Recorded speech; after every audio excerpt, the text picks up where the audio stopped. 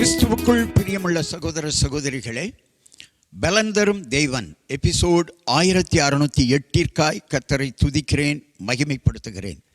இந்த நாளிலும் ஏசாயா தீர்க்கதரிசியினுடைய புஸ்தகம் 26ஆம் அதிகாரம் 4வது வசனம், கர்த்தரை என்றென்றைக்கும் நம்புங்கள், கர்த்தராகிய யெகோவா நித்திய கன்மலையாயிருக்கிறார்.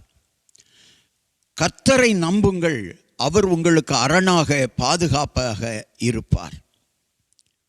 ஏசாயா 26:3 சொல்லுகிறது, கர்த்தரை நம்பியிருக்கிறவர்கள் சமாதானமாய் வாழ்வார்கள், கர்த்தரை நம்புகிறவர்கள் செழிப்பாய் வாழ்வார்கள். கர்த்தரை நம்பியிருக்கிறவர்கள் வாழ்க்கையிலே அற்புதங்களும் அடையாளங்களும் நடக்கும். கர்த்தரை என்றென்றைக்கும் நம்புங்கள். உங்கள் தேவைகளுக்கு தக்க நம்புவது பிறகு விட்டுவிடுவது அப்படி அல்ல. என்றென்றைக்கும் வாழ்நாளெல்லாம் நீங்கள் கர்த்தரை நம்புங்கள், அவர் உங்களுக்கு நித்திய கன்மலையாயிருப்பார்.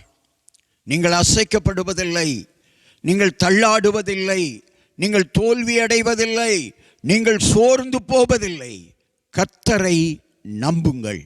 கண்களை மூடி ஜெபிக்கலாம். எங்களை நேசிக்கிற நல்ல தகப்பனே, கர்த்தரை நம்புகிற பிள்ளைகள் எல்லாரையும் நீர் ஆசீர்வதிக்கிறீர். நம்புவதற்கு ஏதுவில்லாததை ஆபிரகாம் நம்பினான். அது மாத்திரமல்ல, ஆபிரகாமை குறித்து வேதம் சொல்லுகிறது, ரோமர் 4:19, ஆபிரகாம் விசுவாசத்தில் பலவீனமாய் இருக்கவில்லை, அவன் கர்த்தரை நம்பினான், அற்புதத்தை பெற்றுக்கொண்டான். இந்த செய்தியை கேட்டுக்கொண்டிருக்கிற யாராயிருந்தாலும், உன் நம்பிக்கை வீண் போகாது மகளே, உன் நம்பிக்கை வீண் போகாது மகனே. கர்த்தரை நம்புங்கள், கர்த்தரை நம்புங்கள். Your hope will not be cut off.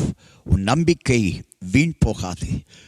உன் நம்பிக்கையின் மூலமே நீ அற்புதத்தை காண்பாய், அரணை காண்பாய், மதிலை காண்பாய். உனக்கு பாதுகாப்பு கர்த்தரிடத்திலிருந்து வர வேண்டுமானால் கர்த்தரை நம்பு, கர்த்தரிடத்தில் விசுவாசம் வை. கர்த்தரே உனக்கு அரணாக, மதிலாக, அற்புதமாக இருப்பார். இயேசு கிறிஸ்துவின் நாமத்தில் ஜெபிக்கிறேன் பிதாவே, ஆமென்.